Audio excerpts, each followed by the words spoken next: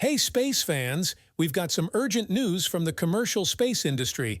Erin Miller, the executive director of the Space Information Sharing and Analysis Center, Space ISAC, has sounded the alarm about escalating cyber threats targeting space systems.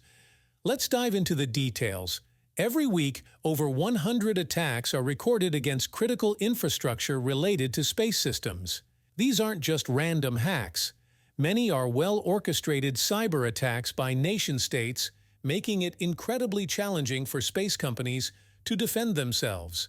Space ISAC, a nonprofit organization, analyzes and shares information on cyber threats and vulnerabilities related to space systems. Miller highlighted that space systems now face a wide range of threats, including jamming, suspicious satellite maneuvers, and state-sponsored hacking campaigns.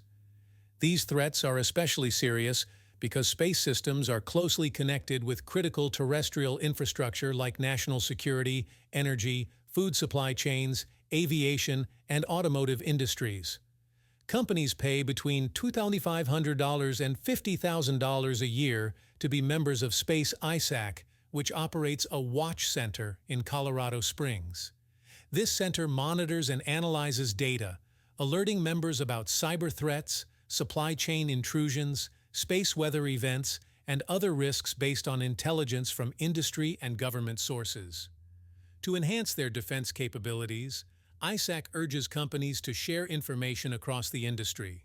A prime example of the ongoing threat is the 2022 cyber attack on Viasat's ground modems at the outset of Russia's invasion of Ukraine. Despite not making major headlines recently, such malicious activities have not stopped.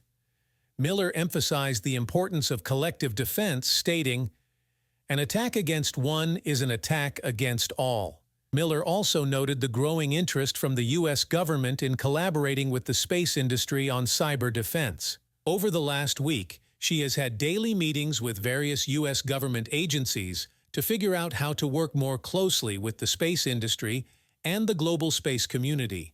This collaboration is a high priority and doesn't always need to be conducted in classified environments. The cyber threats we face today are likely to evolve. Miller mentioned the potential for living off the land attacks to evolve into living off the constellation attacks, where intruders leverage legitimate software and tools already present on the targeted system. These attacks are harder to detect by traditional security solutions. One significant challenge in responding to these threats is the lack of a lead federal agency responsible for coordinating incident response to cyber attacks targeting space assets. With authorities fragmented across multiple agencies, getting government assistance can be complicated. Miller pointed out that during cyber wargaming exercises, companies often can't agree on which agency to contact first in a crisis. As consumer technologies like iPhones gain satellite connectivity, the stakes are becoming even higher. Our lives increasingly depend on the security of space systems.